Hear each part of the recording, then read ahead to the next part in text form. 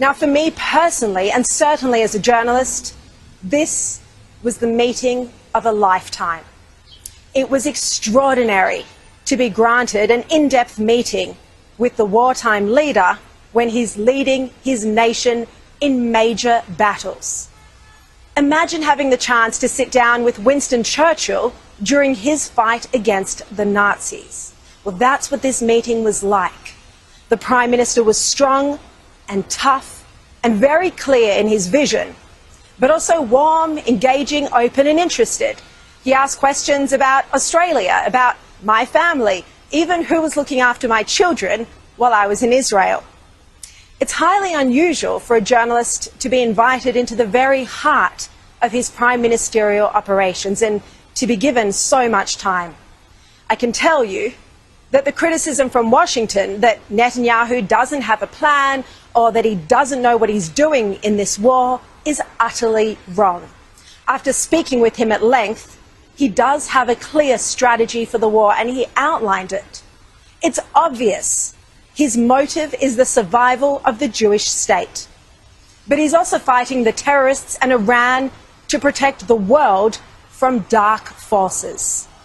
And Netanyahu's success in not just weakening, but smashing Iran's main proxy groups has been astonishing. As I've said before, incredible military feats. The pager and the walkie-talkie attacks were the most sophisticated and targeted strikes of our time. Netanyahu also ended Hassan Nasrallah's 32-year reign by ordering his execution in a Beirut bunker. At the moment he was executed, Netanyahu was speaking at the United Nations. It's possible the last thing the terror leader saw on this earth was his arch-enemy speaking.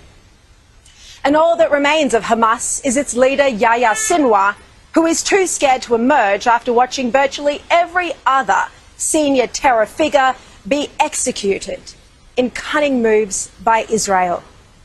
Netanyahu has taken on the terrorists, all the while facing incredible international pressure from weak, woke leaders. As you know, I often speak about the weak international leadership that demands a ceasefire of Israel, even though there are still 101 hostages, even when hundreds of rockets are being fired at Israel, and even when terrorists remain on the doorstep.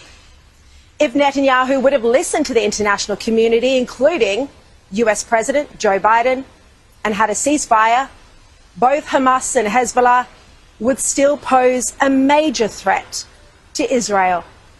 Instead, they're all but destroyed. As you can see in the photograph, he has a large map of Africa, the Middle East, Europe and Eastern Europe in his office.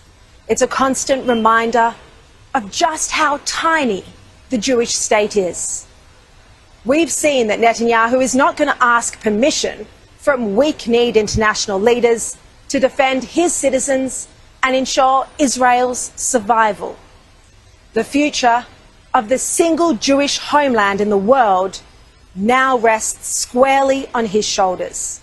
And it's why, any day now, we're expecting Israel to take on Iran and not let the evil Ayatollahs live out their dream to destroy Israel. And not just Israel, but all of us in the West.